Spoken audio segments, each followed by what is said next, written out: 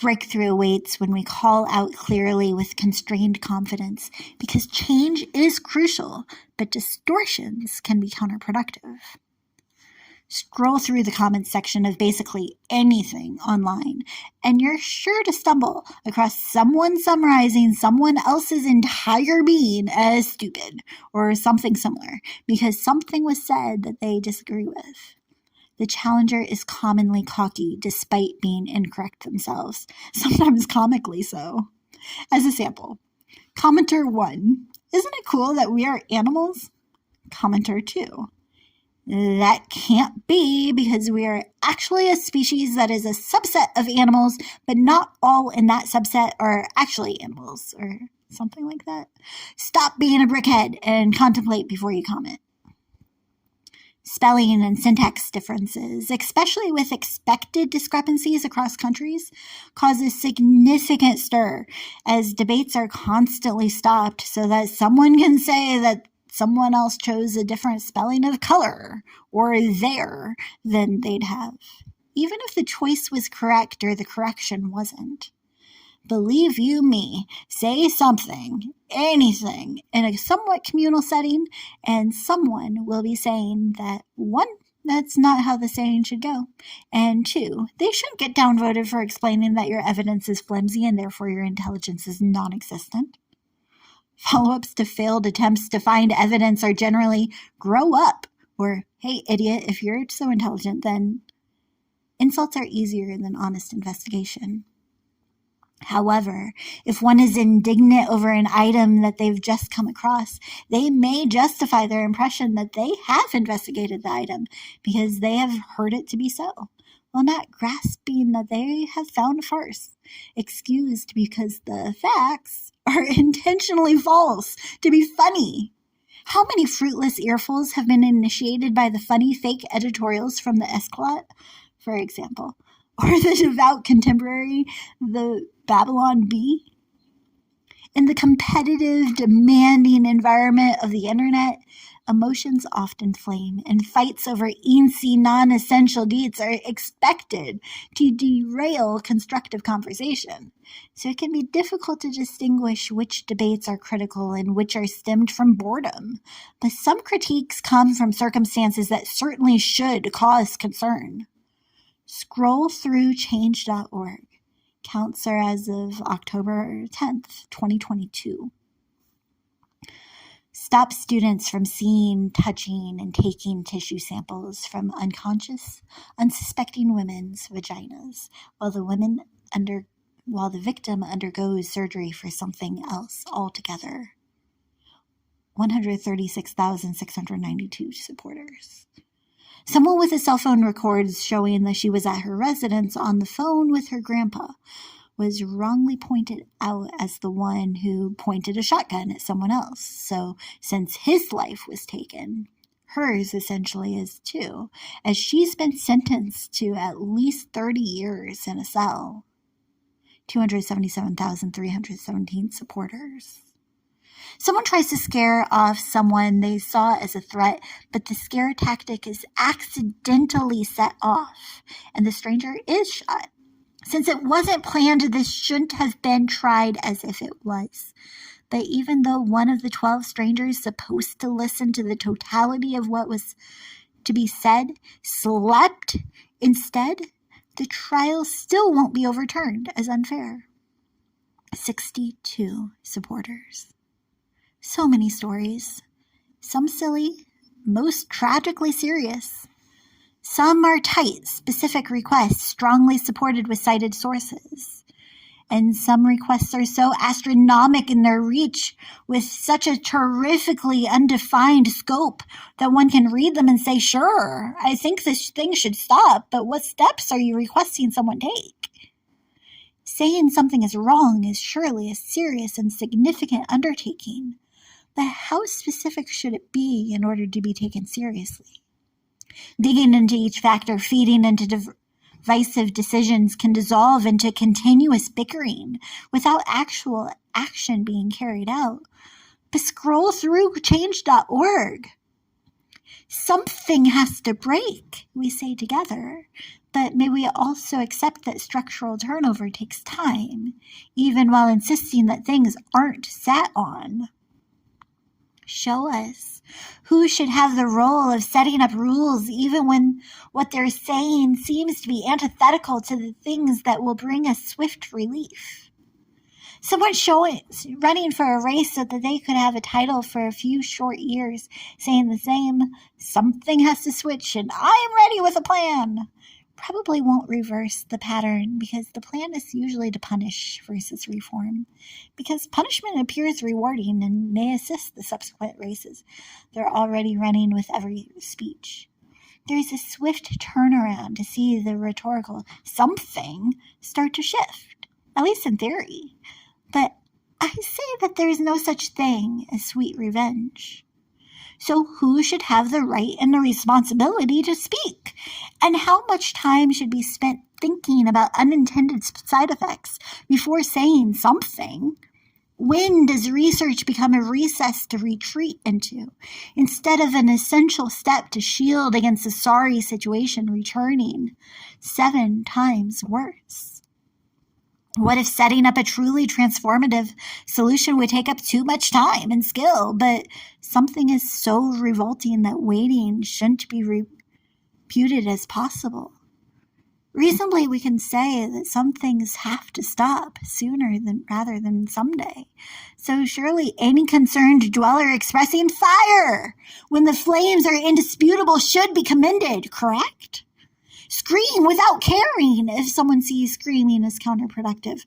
You're saving souls, right? Stop for a second and think through the scenario. What if someone in the building is deaf? Is screaming still the best choice?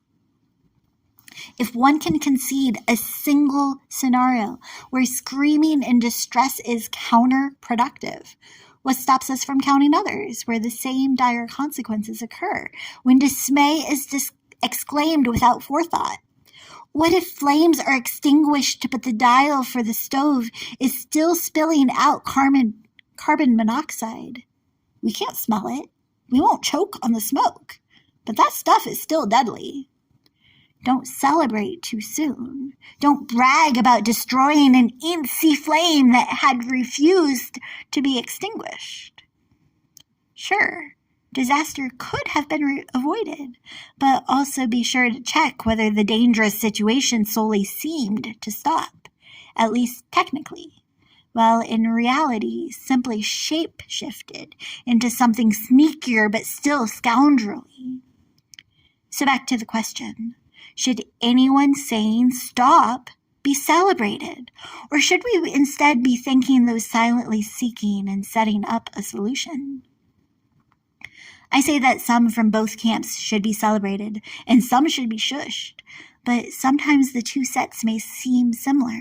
So how to discern the difference, especially when it can be counted on that backseat drivers would be angered by both choices? The difference is contained in the spirit behind the claim to be able to correct someone and something.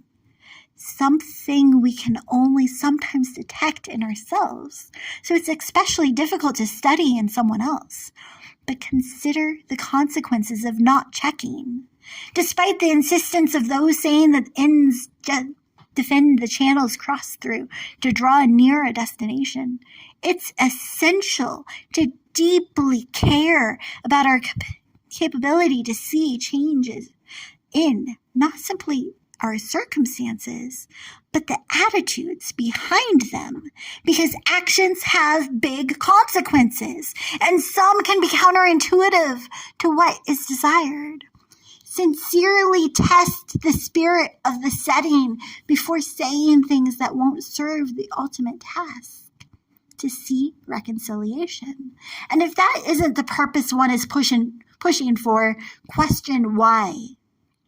Remember, revenge, punitive punishment versus restorative redirecting won't solve societal turmoil. It'll simply strip us all of all we care about, because it begets stricter turmoil until the totality of what was sought has been torn down. Suppose, though, that someone really wants to see something shift, and that wish is stemmed from a restorative spirit. When recruiting supporters, are they sharing short stump speeches that show a solution but skip why the shift is warranted? If someone hears a request, such as slavery is wrong, stop it, but not the spirit promoting it, you shouldn't sell your siblings because you are no better than they. They can set rules in place that technically take into consideration the rules of the schema, but still result in the opposite of the requirements. Scroll through Reddit's malicious compliance section. Stubborn people are sneaky. Suffering then doesn't cease, but instead spreads to something trickier to spot and root out. Harriet Beecher Stowe, author of a book that can, see I didn't say should, be spelled out as a cabin belonging to someone called the brother of someone's dad, saw something that absolutely had to stop and scripted her book to call out what she saw as a supreme sin. Of course, it didn't solely and directly cause the Civil War, but her depiction of slavery definitely contributed to the series of battles that culminated with the surrender of Shenandoah. But some, James Baldwin included, believed that because it was scripted with anger-built boldness, but not careful discernment, its contribution was a bad one. I've avoided the opposite of big book that continues to be controversial to this day, so I depend on others' descriptions to explain. This is the antsy deer that started this big series of battles, was supposedly said by the dude extremely famous for his great headwear, and for the Gettysburg follow-up, and the Emancipation Declaration, etc. But even if the famous exclamation from the guy on the green fiver was exaggerated, or evidence that the famous exchange even ensued is flimsy, the fact that a great fight followed the first edition's distribution is indisputable. Even so, here the disgruntled challenge to the barely acknowledged but still deep-seated concept that sparking a crusade of indignation is better than sitting back. James Baldwin argues, unaltered by my antics, clarity is needed, as well as charity, however difficult this may be to imagine, much less sustain, toward the other side. Perhaps the worst thing that can be said about social indignation is that it so frequently leads to the death of personal humility.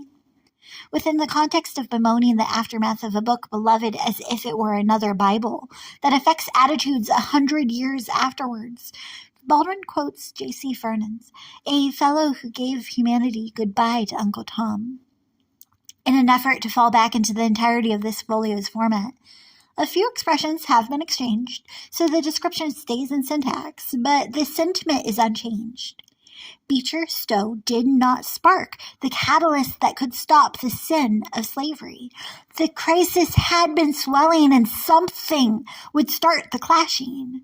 She simply saw to it that when the catalyst came, both sides would start with the worst possible recalcitrant perspective.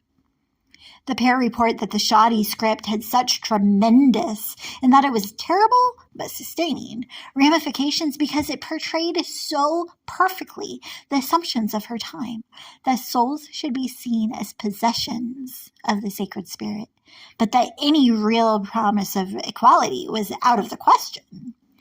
A person would have had to have possessed a particularly resolute assurance in themselves and what they were sure was true to say it at the time.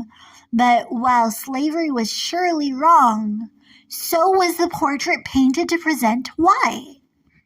I paraphrase all but the last phrase. Perhaps if the writer possessed a more significant awareness of the slave situation and what results from it, for both a person and a place, she and those reading her words would have had a more realistic, more responsible perspective of what would probably happen when thousands of unlettered, suddenly sleeping rough, totally vulnerable and unprepared people were turned loose upon the body politic.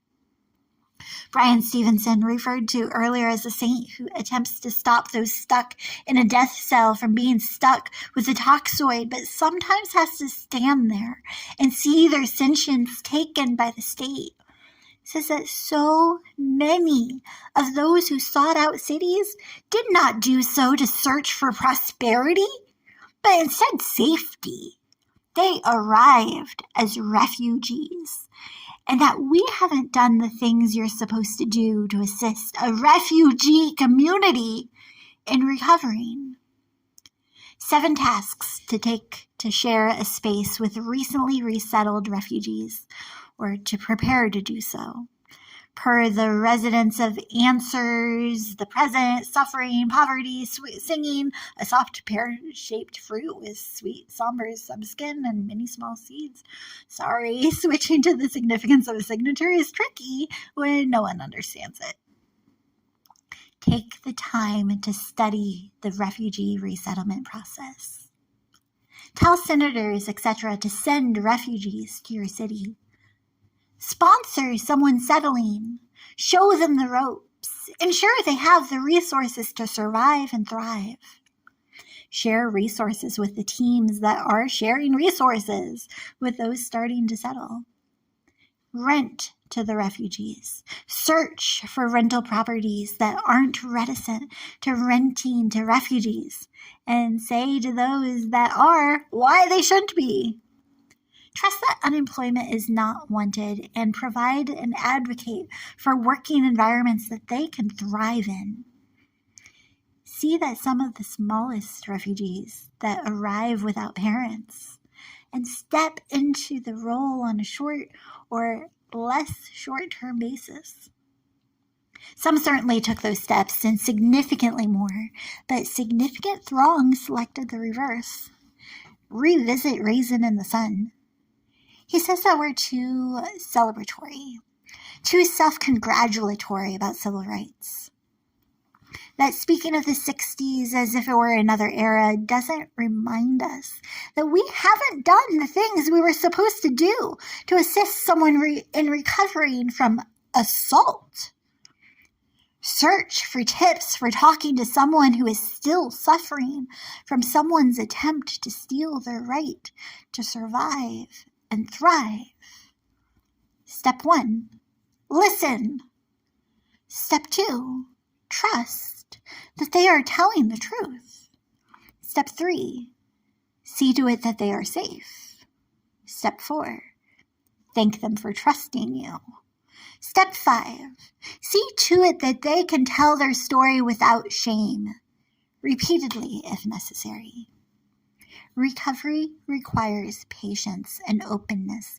Other notions may be mentioned and may make up most of the interactions, but knowing about one's and others' past also opens the possibility of providing for each other and opening out of a particularly painful reminder without the someone suffering traumatically, stifling remembrances, having to spell out why something seemingly small is spurring such strong sensations.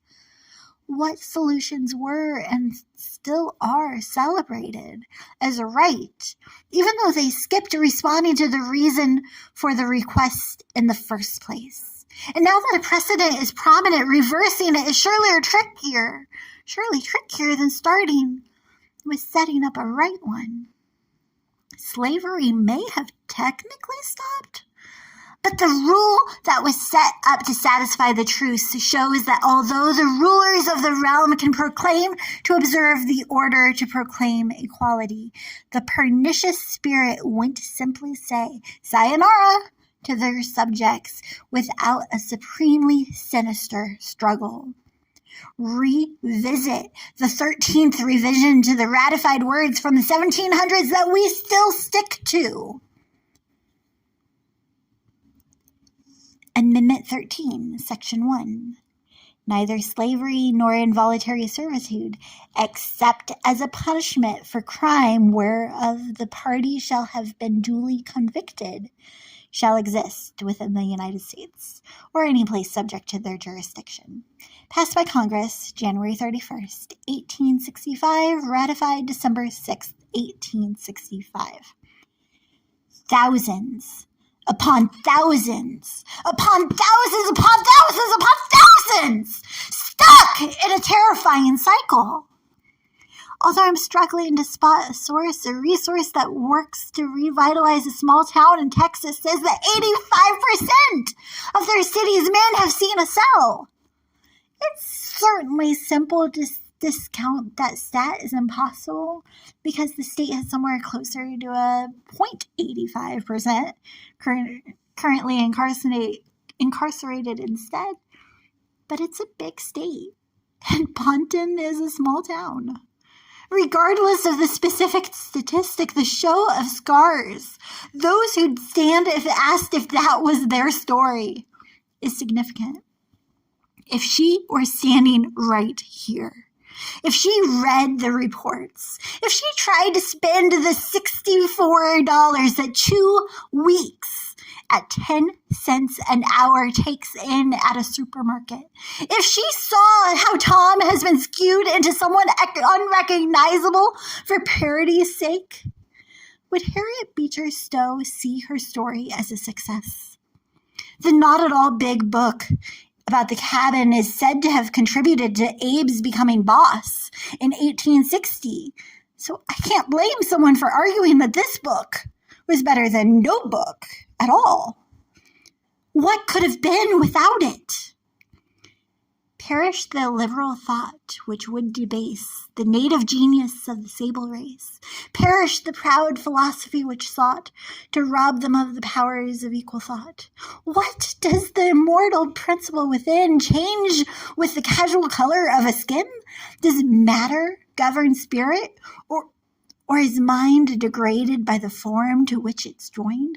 No! They have heads to think and hearts to feel and souls to act with firm, through air and zeal. For they have keen affection, soft desires, loved strong as death, and active patriot fires. Compare fierce convictions about Hannah More's contributions to abolish slavery in her own country to Baldwin's crusade before answering.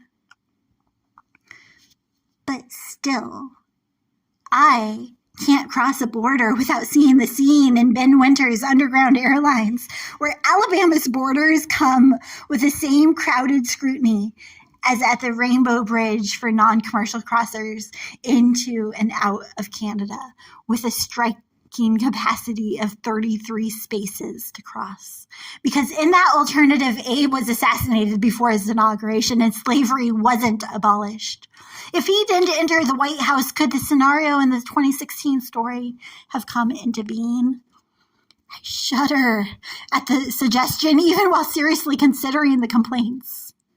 Considering the dangers of sitting and not saying anything, I beg again for an answer that begins to clarify our scary situations instead of digs us deeper into the same craters we've been stuck in for centuries. If something technically stops, but in reality simply shapeshifts into something sneakier but still scoundrelly, should that be seen as a success? Surely you can predict my response and why. In searching for the airlines book so that I could send you to a snapshot of it, I started rereading the starting pages. Preceding part 1 is this quote, rephrased to no supreme surprise. It is a strange sort of sustained spark, the sustained spark of self-righteousness, which provides us the rich pleasure of relegating space for something toward earth and tepid, but doesn't turn on a torch lamp so those in the room can see. If a transgression technically stops, but in reality simply shapeshifts into something even more sinister, a root of self-righteousness will surely spew out, see, I'm doing what's right. Though tons of sneaky and seen receptacles, patterns, paradigms, all while ruining whatever was working primarily. I'll repeat that I won't know until heaven exactly which portions of this piece resulted from such self-righteousness in myself and which portions were a result of stepping beyond my consternation at the concept of being seen as the worst repeat offender. But I plead your patience regardless. I obviously don't possess the perfect perspective, but I obviously perceive that there is one who dies, so I pray for that one, and only that one, to personally oversee our protest, to picket in the primary position. I readily profess that, of course, prayer is often packed with platitudes, but it also often pushes past that. So I pray that one day all of the painful parallel possibilities that were obstructed because of observed obedience to the nuanced memos that our master makes known will be obvious. May we also notice when we're meandering away into meanness, when we're newly on edge, making known a mounting annoyance with the more obscure orders. May we not offer protests that, of course, there is not much to it. May we lose many needed hours of peaceful shut-eye over what some may see as silly scuffles, because we recognize the seriousness, even if some say, simply say sorry and the other will recover soon enough. Stop our slow slide into disregard, proving it'll prove counterproductive in other regards. Prevent us from replacing plans with ones that will remove our responsibility to prepare ourselves and our places to provide refuge. May we pray, not out of perturbed obligation, but because we're more productive when we obey, when we're offered news we wouldn't otherwise know, when our previously overwhelmingly massive mountain of misgivings about the Lord's lavish love loses luster because we're looking away from the liar. May we make multifunctional masterpieces even when nervous that we missed some memos because they were originally made out to be meaningless by a mind that didn't mind not being 100% okay. We know we're not you, but may we learn why little movements away from those mandates matter. Like this labor of love, may we make and live out more illustrations of our Lord's love, because we are loved and we were made to love. May we live lovely lives, although we'll long to lash out when the confusion we lay out before our King comes back as brilliantly complex quadratic paradoxes. Professor, provide pointers for how to quit judging intimacy as impossible because of our incomplete, jumbled knowledge of our lover. May life be more like it was made to be, when it is made out to be nothing like it was made to be. May we nevertheless notice where you're operating. May we purposely point out what is praiseworthy.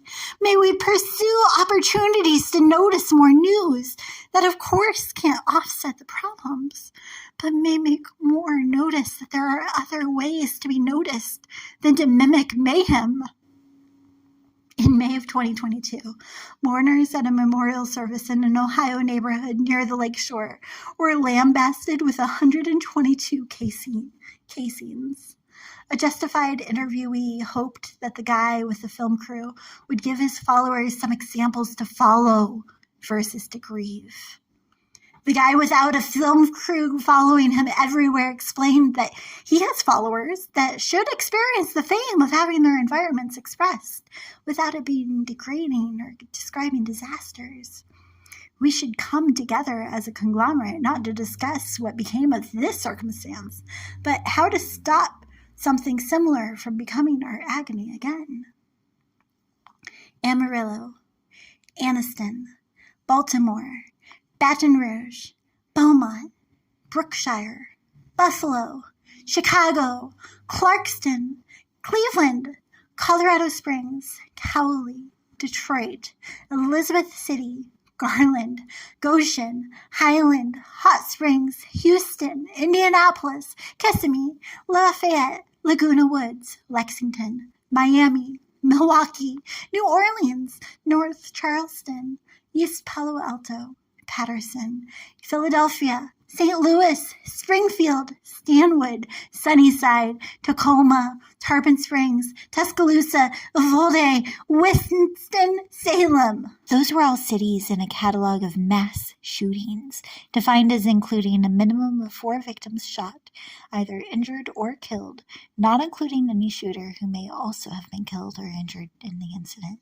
by the NGO Gun Violence Archive in a single month, May of 2022. But they had other stories simultaneously. When we're doing good, we need y'all to be there as well. Exposure is experience, it's exploitation when the worst is what we're known for. So what about what else was newsworthy these few weeks? Winston-Salem.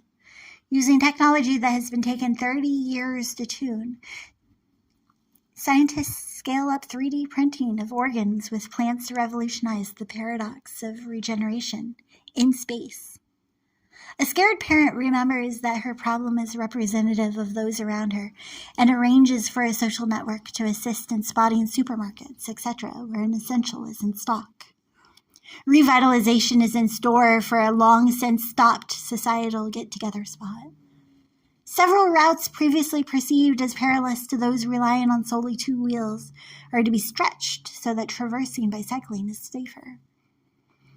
The renaming of roads, army stations, tourist traps, etc. is underway. Winston-Salem's William Henry Johnson, a Black Medal of Honor winner from World War I, may be awarded one of the rebels' places of recognition. Rundown homes that no one else wants are revitalized and given to veterans without anywhere else to go, with the 24th recipient waiting his move next door is being fixed up for the next. Xander Blankenship and Chris Winfrey wait for someone to want an underage woman and then give the evidence of sexual solicitation to law enforcement. Uvalde. Volunteers win award money for when they are university students instead. Votes for who rocks the most are awarded to Uvalde teachers. A worldwide honor society invites 50 more members. A town unites to welcome and award business owners and volunteers with the 3rd annual mixer. And Uvalde Jr. does well at a state writing event. A woman raising her 4-year-old grandson advocates for his welfare and warns all to be watching out for the warning signs of abuse, even within one's own family. Postal workers are welcoming everyone to give to a food drive. The 12th annual Wellness Walk and Run is run by the Uvalde Hospital. Tuscaloosa. 2 teens are saved from a sex trafficking scheme and reunited with parents. Retail, restaurants, and residences will soon be arriving off of New Watermelon Road. Records may be purged at a publicly accessible expungement clinic. Resources regarding rental assistance are also free. A reading program returns to the public library after stopping for 2 years. Tarpon Springs. A statue is ready for photo shoots with perfect strangers.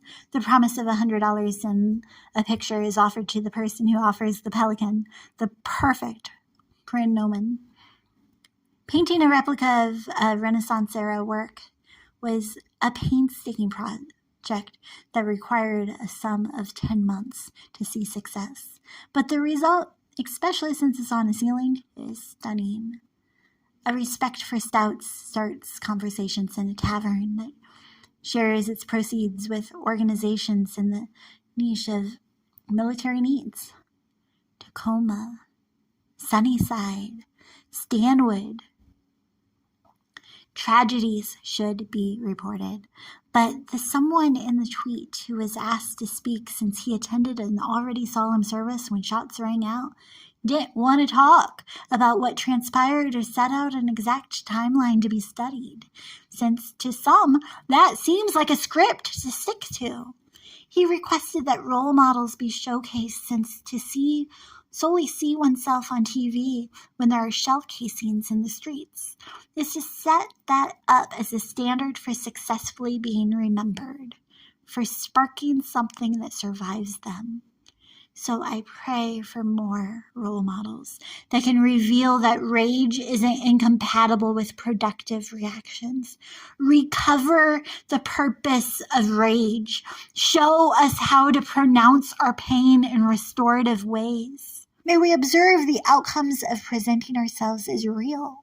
Present us with people older and not who neglected to pass themselves off as incapable of being overwhelmed, and insisted honesty of others also, because we were observed being open with ourselves and others.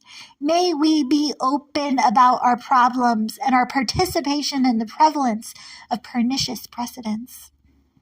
Reshape our rules so that they permit room to work through problems without being pressured into paralyzing plea deals that may or may not offer protection from prisons operating for profit as a prize for openness. End mandatory minimums so mercy may be an option. If putting a preteen in prison without the possibility of parole isn't right, what should be said about those suffering with arrested development? Separating teens from those 3 to 6 times their age in practice prisons often doesn't prevent recidivism, but instead prepares them for real prison instead of for a productive return to society. Guards, kids, parents, and others say that gangs wield power in the juvenile prisons by manipulating and intimidating kids and guards. New guards especially are vulnerable, according to veteran staff members. They say gang members pressure new guards to bend or break the rules to bring in fast food, cell phones, or even drugs. New kids face the same coercion. The gangs, including the heartless felons, the headbusters, and the gangster disciples, make contact almost as soon as kids arrive, giving them a choice to either join a gang or be targeted by it. Those who resist are assaulted, get their food stolen, and are blocked from using the payphone. You either get in or you take it. Kids behind bars, chaos, violence, and neglect plague youth prisons and detention centers. Akron Beacon Journal, January of 2024. I'm sure there are those who stand strong and are stronger now as a result, but some also cave. What about someone who caved in a different era and exists in a defensive stance? Kill or be killed. What about those when those who are in charge don't care about integrity? When those with a security clearance bring baggage also and brutally abuse those that they are accountable to be in charge of?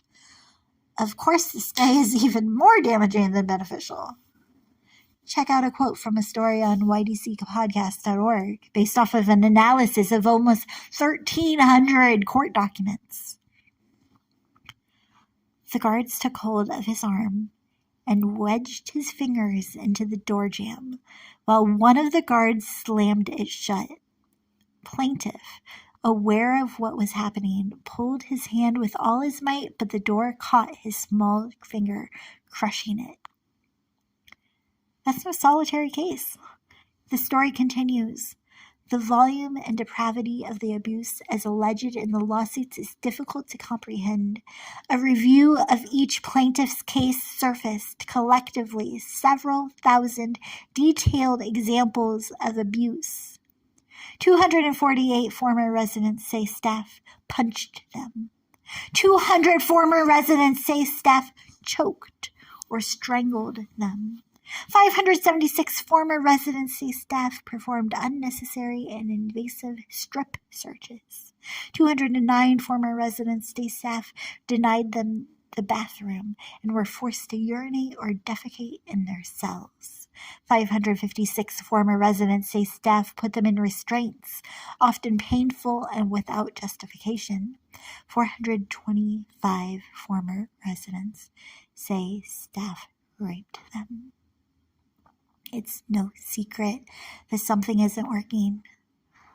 A report written by the state in which I reside shows that of the 449 DYS youth releases during 2017, 43.2 recidivated within 3 years of their release date. Roughly a fourth of teens in such centers are confined before being sentenced as a way to ensure that they'll show up to their trial. But is it any surprise that researchers have said their risk for recidivism skyrockets as a result of this practice?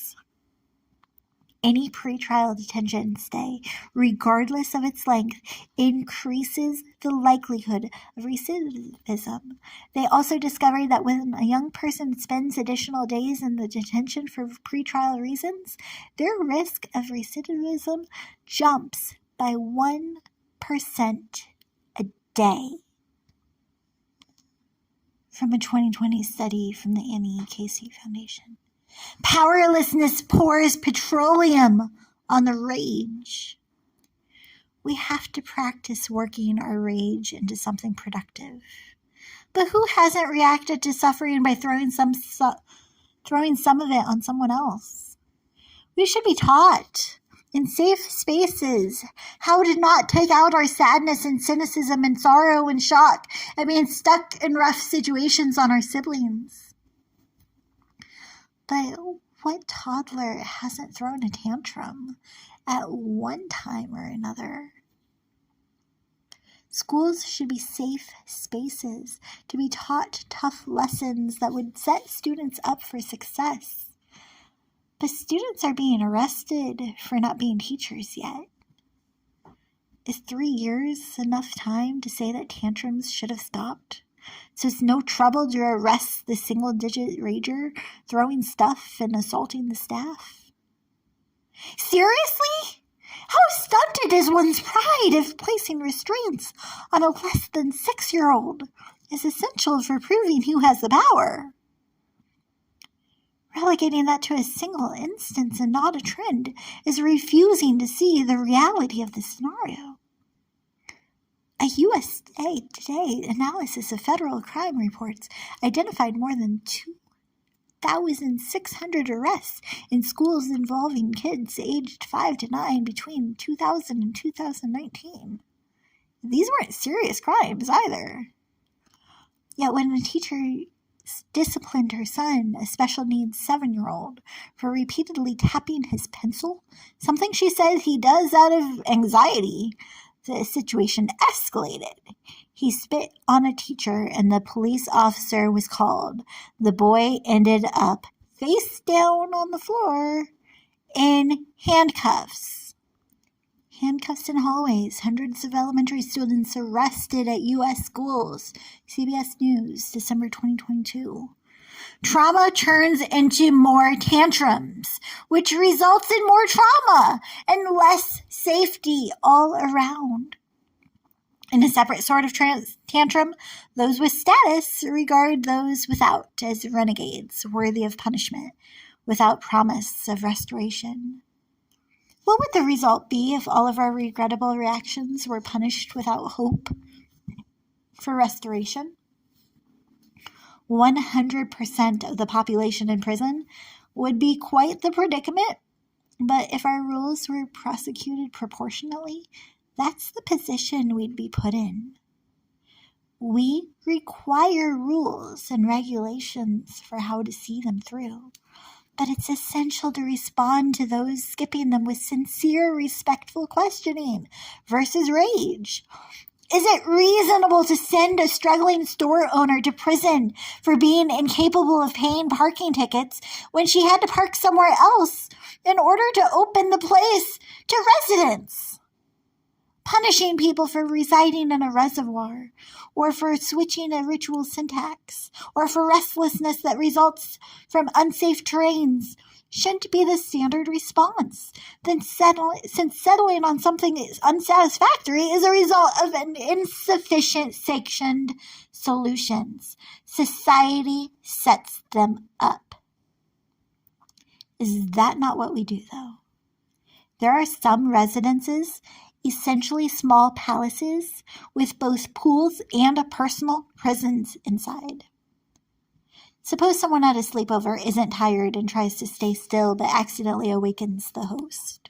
If the host should become so incensed at sleep being stolen that she should take her guests to that center cell and slam the door screaming, "Sleep!" then she should not be surprised to spend the subsequent time listening to the screams and sobs of her rightfully scared and enraged guest. She shouldn't expect to be thanked by the rest of the party. Instead, they'd have suddenly phoned the police to arrange for the roles to be reversed. Or suppose the host responds the same when she trips over someone trying to stay out of the way by sleeping under the table because all other spots were taken. Sticking someone in a concrete cell for sleeping under a table or on a sidewalk doesn't make sense when it's the host's responsibility to provide room for all under her roof. Ramping up the scale slightly, suppose 10 people scream, "Stop squirming and sleep!" to someone tired but struggling to stay still under a table. But one is spreading out anything that they can to make a space softer, perhaps stuffing shirts into a spare pillowcase to prepare a pillow. Even if there are no traditional sleeping quarters, who shall have more success stopping the sobs? The screamers, or she with the soft touch and non-dismissive, soothing shh, who can say that she set something else up if only the scared one would come and see? What if attempts to provide for others without the proper resources to survive terrifying situations aren't seen as the right response by the rulers of the space who say that only they are certified to assist even if they're shrinking their responsibilities or simply so stuck in the red tape that thousands slip out of the sanctioned support system's reach? Slumber parties for those who would otherwise sleep on sidewalks in threatening temperatures will be shut down. Shelters are significant, but some of the same concerns shown as reasons why citizens shouldn't step in to show up there too. Safety, accessibility, dignity. So if citizens are barred from stepping in and shelters are seen as unsatisfactory, tents are taken down, and those with the most significant requests, such as take me in, even though I'm stuck in a destructive cycle that can't seem to be broken when the instability I'm surrounded with daily is so severe, are sent away. What then? Cities are building and contemplating building small cities, super small residences so that someone can have a space to return to. But some say that a cage said to be there for someone's benefit is still a cage, since the space is smaller than a standard cell, and that sums that are being spent could be better spent buying actual apartments and subsidizing rents that would otherwise skyrocket. Builders argue that the arguably bitty sheds weren't designed to be expected to be of families forever. Expected disputers can say that driving cost of the craze is so that criminalization can be allowed, because some clause says that if someone sleeps on the sidewalk, you can't shut them in an actual cell unless an alternative was available. Back and forth and back and forth and around and around and around, the arguments carry on as all attempt to arrive at better in their own sight. But there's the blockade. All attempt to arrive at better in their own sight, without any overarching authority. I don't believe our authority should be an apparently, but obviously not actually, benevolent church-sanctioned dictator who sets themselves up as the representative for a theocracy. So yes, since that is what we would be stuck with, the separation of church and state is essential. But I think we were supposed to have a thorough, sincere theocracy when our segment of the universe was written into being, and our bones cry out for that to be the case once again. Aching for a security our bodies haven't and won't be comforted by in our current sphere, we still defend our confusing and bedeviling compulsions because they come from a deep down desire to be escorted to the now forbidden, forgotten garden that forever grates on us. Heaven is inscribed on our hearts, and so we have heartfelt issues with anyone who has issues with us insisting justifiably that conditions are contemptible We lament loudly because we were created to be in communion with a creator who is loudly lamenting our mess, even if most ignore the notices. Even though those most known for objecting to any objective representation of right and wrong are quick to roar shared rage regarding what is rightly received as shamefully intolerable sentences to the state prisons of public unresponsiveness, when a platform perceived to be reserved for the sincere is stolen by someone without a stake in the result, by someone who doesn't suffer in the same way, by someone insensitive enough to reappropriate someone else's pain to progress their own pathetic standing in society. Regardless of one's past, we really are passionately wishing for righteousness to rule, even if we are stubbornly split on the significance of right and the right way to bring it to pass. Recall the story of the transgression universally recognized as wrong now. In my version, wandering through the wormhole. Although he was also as excruciatingly arrogant and abrasive as he could be, Adam believed he was correctly doing what he was supposed to do, cultivating the community he was created to be accountable for. Isn't that all any of us are actually aiming for? To better our cities and communities and selves by actively attempting to affect what's happening around us? We were born to cultivate our surroundings. But the most damning indictment in the complete Bible is that all did what was correct in their own sight, seen again and again throughout the book. Absolute anarchy. It's not bad to attempt to achieve the best outcome for oneself and one's children.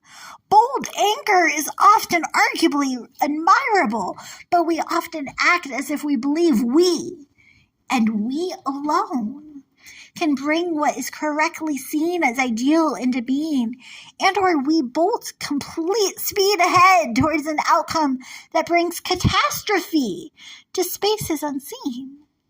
Since we clearly can't agree on what constitutes a better outcome for all, isn't it better to ask someone with a bigger aerial angle than any available to us to break within us any burdens and assumptions that are anchoring us to the beach when we should be out at sea so that we can buoy to complete our section of the church's commission? The cornerstone of the church should confuse us, say some stuff that we disagree with, and clearly call us out when called for. When we stop seeking after something beneficial and we accidentally begin to build systems that behave like we do. When our communities start to become conglomerates of indiscriminate ideals, all instilled into one ethereal form, gods that have been invented from our own image. We humans are constantly coming up with marvelous ideas that eventually turn around and bite us on the butt. That's an indictment indeed, but how can we imagine anything else?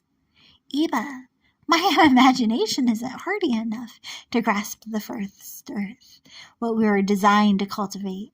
I don't have a context for better because this sad story is all I'm able to analyze without brainstorming. That quote came from Bruce Robinson, a senior scientist with the Monterey Bay Aquarium Research Institute. Bruce and his coworkers say that created substances such as the stuff we drink out of has been seen inside creatures that have never seen the surface of our seas. The chaos we've created surrounds us. Many would argue it becomes us. But you argue that we are more than our actions. And I believe that you will bring us back into alignment with all that's actually best for all of us. And that all of us, whether we believe it or not, are begging you to do so. We do not have systems. We have a disorganized clutter of competing claims to superiority, all insisting on their own brilliance that could solve the specific issue one cares about, if only all others could bypass their own stubborn biases and that insist the opposite is correct. But we keep seeking to create better ones because you honor order and ask us to abide accordingly. So we build and build again, but the best as of yet concoctions can be awarded with ample applause and bodacious commendations on discernibly every developed continent, and still be bad because of the chaos created for those not covered by the assurance of the billionaires, scoring the consideration of billions with commercial, celebrated, or cool changes can be counterproductive in changing our biosphere for the better. If the cost is to bulldoze over countless creatively constructive campaigns that could, if backed adequately, better achieve the basic concept without dynamite and the consequential craters, you will bring all back into alignment. But for now, I ask that you bring comfort to those left behind by solutions that don't consider them. Sanctions and regulations to stop citizens from stepping in sometimes make sense. Sure, it shouldn't be a citizen's responsibility to stuff 20 unhoused victims into an unfinished sub-story in their own space. But when it's that or the sidewalk, when the reason for the rules isn't solving the root issue, what then? A citizen of Chicago said that the 20 or so sleeping in his basement during the season considered dead because it's so cold were having a sleepover. But the city stopped him and sent them back to the streets. A senior in Toronto shouldn't have had to solve his own issue of scaling a steep slope without stairs. But when the regulators were presented with a perfectly practical present for 1% of the overall projection, should they really have torn it down? Embarrassed by the controversy, the city compromises by constructing concrete stairs for $10,000 versus $60,000. Congratulations. Something that couldn't be squished into the city's budget appeared within a couple of days, and while the city says they should send him a steep bill for breaking their sanctions, they'll be sweet this time. Residents regard him as a superhero, with the radio station reimbursing him for the supplies to send the statement that so many regularly slipping isn't safer than an unsanctioned but working solution. While the city desperately stresses that even if the story worked to solve the problem, it was an irresponsible stunt and shouldn't set a precedent. They have a point. The project wasn't without real risk. This took place in summer, but Toronto has snow, and someone who would have slipped regardless could have taken him down with them. So yes, while it worked out this time, we shouldn't have to resort to working around the system to see results. Still, the system wasn't working, and part of that was because it's simple to slip into a stoic insouciance when the world isn't watching. If workers won't welcome the warning that you are watching in this world, someone is always ready to record. Even if one records wrong, though, vying for viewers when everyone is already watching someone else is rough. There is simply so much stimulus at all times. So to be seen, the stuntman symbolically smashes the TV, taking all the time attention in a screen to be seen instead. When storefronts are broken into, it's often because sanctioned solutions for receiving what is stuck out of reach haven't worked, and the unsanctioned but still somewhat sensical ones are unsustainable and are stopped. When scores see some skipping the red tape and are, without real planning, recruited since they're stuck with the same struggles, a riot may result. But riots are not random. They result from rage, that subtler reminders that something essential, safety, survival, regular sustenance, is threatened. Haven't seen the same results as previous riots have. So how to respond? Scaring rioters into submission won't work, since if someone is rioting, they are essentially saying that they are sick of being scared into submission. Responding with rage simply strengthens the reasons to revolt.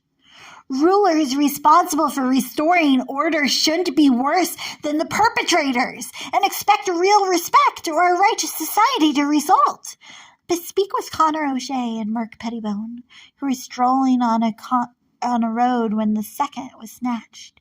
He had something stuck over his head, was roughly stuffed into an SUV without his assaulters saying who they were, arrested without receiving a reason or a record as to why he was stuck in a cell. Rummaging through his stuff, the arresting officer said, "So this is a whole lot of nothing. The resulting trauma of something that terrifying shouldn't be removed from the record as unimportant, as nothing. Officers are people, and people respond to what is required of them by rulers in various ways. But how many okayed that plan as reasonable?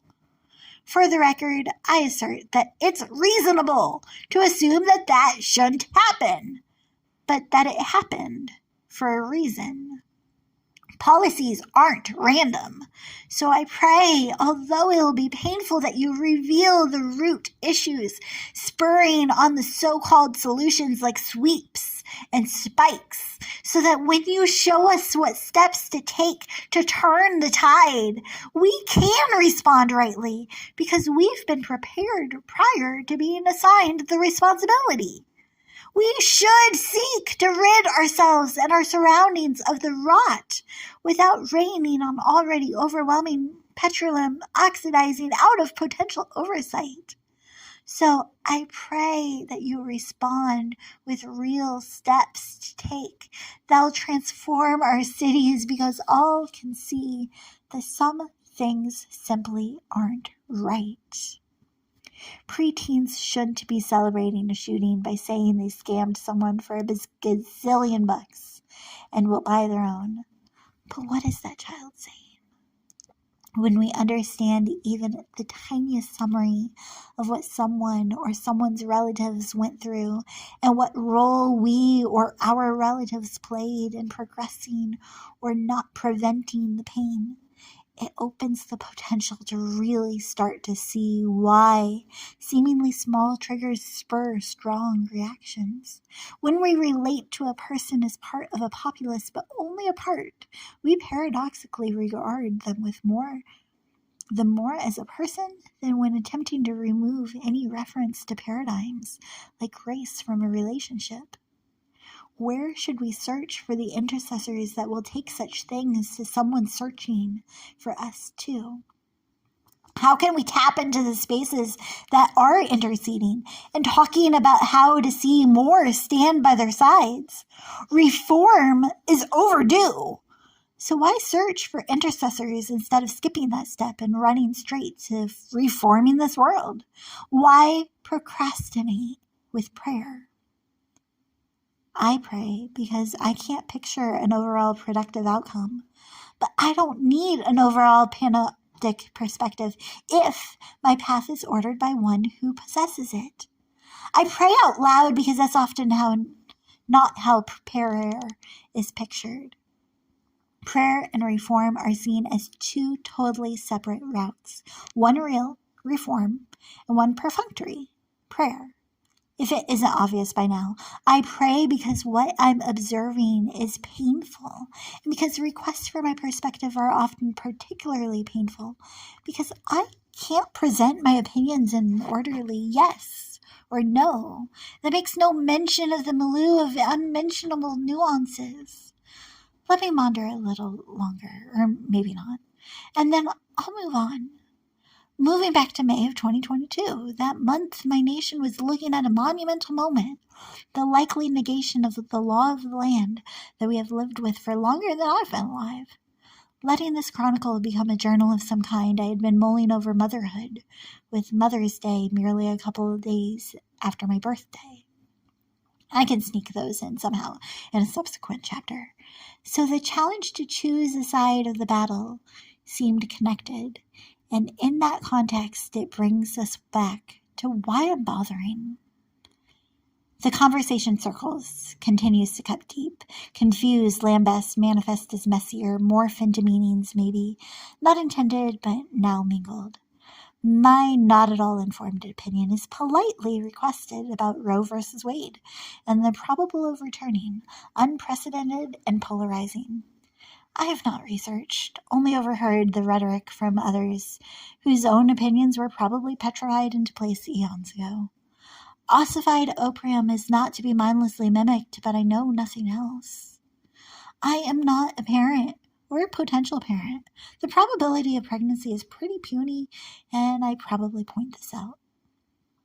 I'm assured my opinion still matters, but I offer no one-word reply, but instead refuse to supply the typical one of two answers that separates all as this or that, and try to switch topics. She insists, and I try a second time, and then a third, but I'm told to try. Still, I cannot summarize sensations and thoughts into short, succinct sentences, or standardize separate sadnesses into one nuanced but more or less linear, these mothers' misery matters, but maybe not these ones nearly as much. I know that's not what she means, what any of them mean, that it's natural to organize people and opinions and problems and potential and real solutions into subsets. I know that sharing time-saving scripts is essential, so that starting over from scratch isn't. But I still think about starting to rise, perturbed at the orientation of the parlance. A requirement to pick one viewpoint when I'm pained by and with both parties appeared too pricey to pay for companionship, even if it had been pleasurable up until that point. Once more, I put out my request with a rarely sought-upon seriousness. I really don't want to parley about something that painful. A bit recondite at her response, I retreated, always the people-pleaser, and promised to incorporate a response into a poem, knowing it probably wouldn't really answer, but having relatively little else to say. We start to talk about this, and how strange a concept to start something with no succinct termination timeline in sight. She tried to see the reasoning, but I could still see her struggling, so I read one part of a run-on paragraph. I offer this as a present to those like myself, optimistically presuming that by quitting my practice of perching as an observer, perhaps one person may purposely pursue a parallel path of public outcry, and perhaps another will privately pray a more profound plea than previously. Perhaps if I hadn't removed the setup, the response would have been less reproving. Public personas and people without prominence or predilection towards popularity, but a proclivity to pray for the revival we've been promised, are often in pain, overworked and oppressed, needing the optimism of another in order to protect their own. So I offer. Perhaps if we had perhaps not equal, but parallel personal opinions on how to outline a particular word's purpose, perhaps if I could have overlooked that one word and observed earlier those in its proximity, I wouldn't have become so offended. Regardless, I'm pleased I couldn't pass it off as if nothing was moving me to the manifestation of mourning, little lustrous splotches complemented by sniffles, because if not, I may have left without clarification. Unclear, coyly non-committal, making a nuanced observation without pointing out the point. Her observation was on point. I only perceived the opposite, that I was oafishly pounding at a non-point over and over. How obtuse of me. If I hadn't overreacted, however, I wouldn't have been offered the perfect parable, one that I pictured when reading a selection of school names on social media today, all struck by tragedy in the last 25 years. 21 more souls were stolen yesterday. 19 students and 2 teachers. This time it was at a school for students from 2nd to 4th grade, roughly ages 7 to 10. At the termination of a sobering list of schools struggling with that story now being theirs, someone had stricken out thoughts and prayers and replaced it with policy reform. After I read her another snapshot to say, "I'm sorry for thinking that you thought me stupid," my science-steered host said that if she were to script a prescription for how to rid oneself of podiatric pain, she'd put together a really readable short to-do list, 2 pages tops, and send someone off to stick to it to a T, so the sensation of smoldering toes would stop.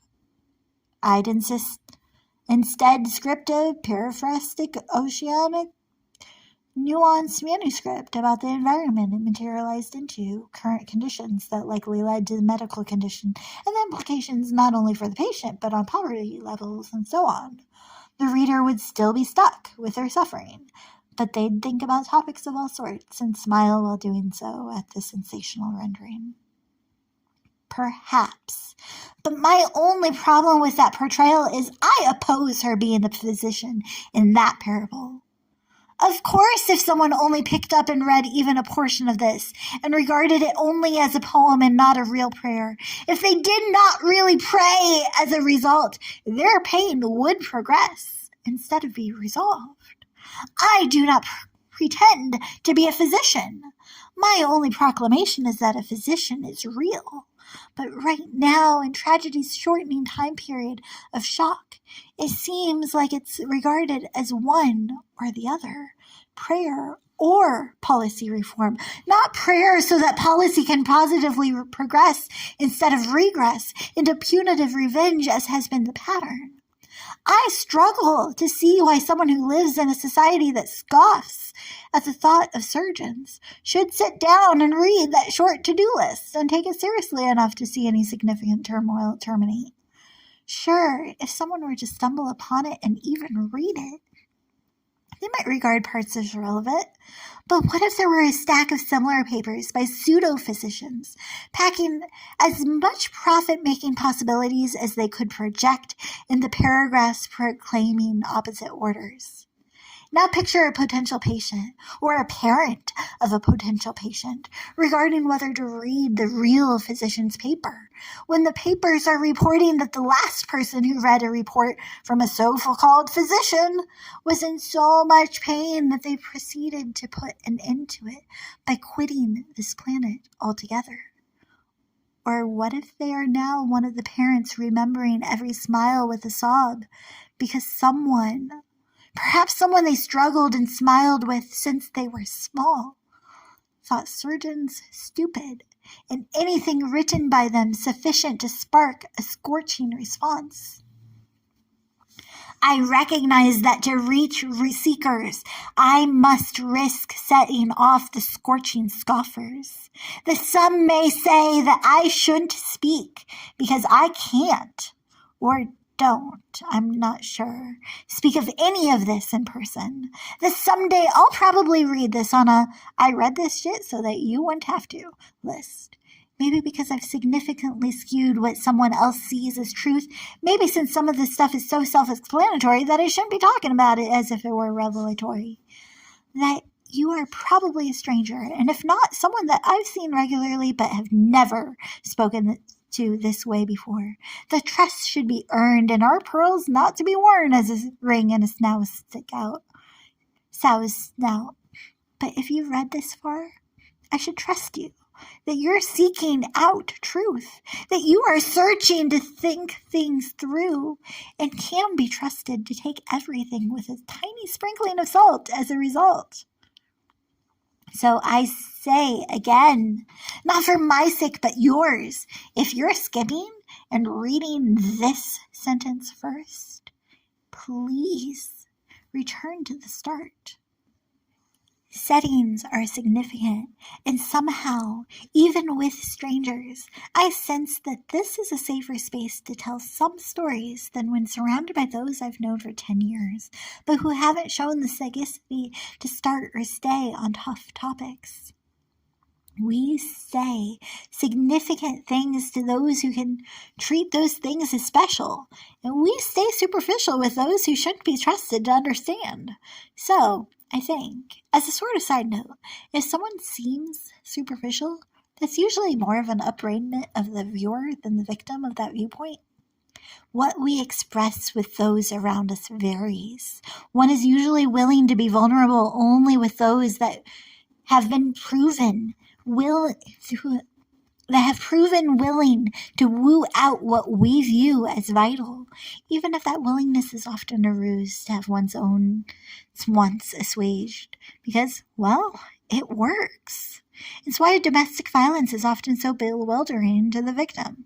They've often been wooed with a wonderfully intoxicating attentiveness, almost even with a quasi-worship, which evolves into the wooer wondering, even though I've given you what you wanted, my wealth and my warmth and my devotion, why won't you do what I want? Which evolves into wrath, which escalates into violence. Walking backwards a wee volume until we're at the topic I sort of started with, I trust that this is a safe setting to talk about tough topics because together we are thick into a story about how real, sustainable, tenaciously transformative shifts start with repentance.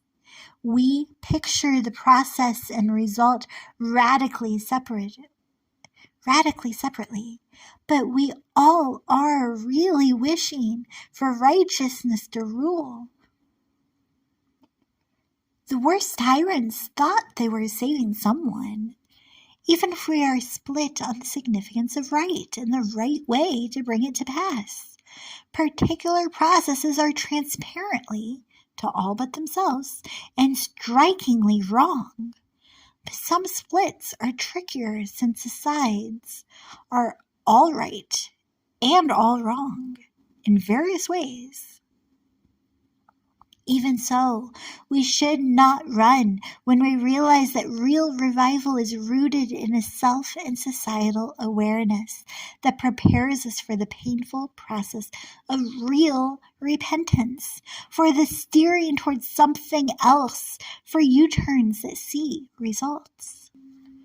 So I pray that revival would start in me. I pray that I would really see the significance of sitting in the starting row and not starting a standing ovation the 2 times I can think of that I should have, but was stopped by not desiring to stand out. Thank you that the 3rd time I didn't stop myself, knowing the regret from those short seconds would be severe. I still think of situations that I know I missed your standard. I think often of the time that someone had returned a relatively insignificant sum in paper versus how I had paid via plastic. I wasn't suffering for its return. It was from quite a while before, and I probably forgot. But I can't. I shouldn't forget the sensation of seeing someone rush back to their car in a panic because their plastic wasn't what the store was seeking. The workers said they'd stick the stuff, an entire cartful, in their refrigerator, but that there was a strict time limit before the stuff would be returned to the shelves. My instinct to think first meant the transaction was stopped before the strange $100 bill in my pocket could be presented. May it not even be a question next time. May I not pass up the opportunities presented to me, but may it not be a point of pride when I can provide some relief, because of course I recognize that those stories sound so very strange to some, since that sum is not at all insignificant, and to sit in the starting row of a performance suggests some spare spending money to play with. Surely I see that so many have struggled terribly, and that I could never understand the trauma that they have undergone. Verifiable, undeniable truth is that the structure of these sentences reveal my privileged role in society, even if I didn't share some of my snobbier stories. So may readers disregard me and seek out you with all their smarts, soul, and strength. when it serves to shine the spotlight on your splendor. Show me what to say and how to say it, how to strengthen the shouts of those who have been trying to shift things rather than steal or redirect the spotlight. I'm taking my time, not because I'm super smitten with the sound of my own sentences, although I'm sure it's safe to say I really do have quite the predilection towards them, but because there's one particularly ornery problem in perspective that I think is essential to take to the Supreme Teacher to see if it's true. And I'm trying to take down the straw resident quarrels before they can be perceived as required, or worse, before any participation in the presentation is rescinded, because precedent professes the problem isn't open for public reflection. Pastors particularly, please, your patience may be running thin or ramping up. I really can't predict reactions to this poem, but you have a rigorous role, have been really working at it, and may not relish the subsequent section. You should be wary. I do not have your training or support system or role, but I share the spirit that teaches us both. Ask him to show you what is true and what isn't. Weigh whether to walk away or to weather the volatility of the vault within us all. I vaporously unfasten my voluntary wordlessness, not to whine about the churches, the world I want to venerate and be unified with, ubiquitous but utterly useless urge to be vindicated. But because there are wounds that require worked on, and while I want to be united with those that also see a Savior as essential, it's tricky. It's too simple to simply slip into a reticent resentment at being shut down. I repeat often how pondering how this will be perceived really scares me, because this is written over a period of many, many months, and the nervousness over opinions won't be permanently quieted. But regardless, please patiently pick apart my words in order to weigh the pieces and reassemble what is puzzling but not wrong, while putting aside what appears to be the particularly pernicious patterns resulting in counterproductive processes that I've warned about. I pray that if parts are off-putting, you can put it aside until you can really pray about it. And then if it's still wrong, please pardon me. Because the paradox of pardoning is that when we can recognize we have all wronged and been wrong, we can work through the havoc wrought with that understanding as an underlying underprop. With that warning as a caveat, I welcome you into a world I entered into while asleep, to ask you to analyze with me what it could signify.